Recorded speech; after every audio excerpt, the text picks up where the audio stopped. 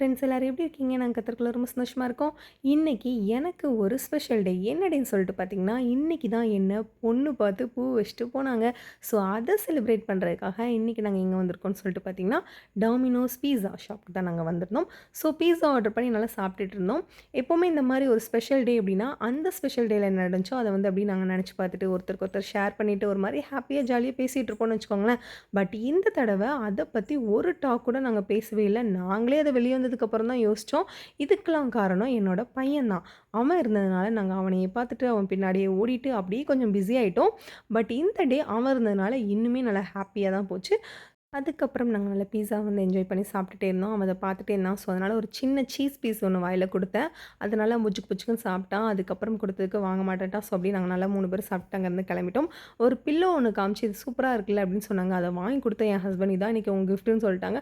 ரொம்பவே சூப்பரா போச்சு. பாய்.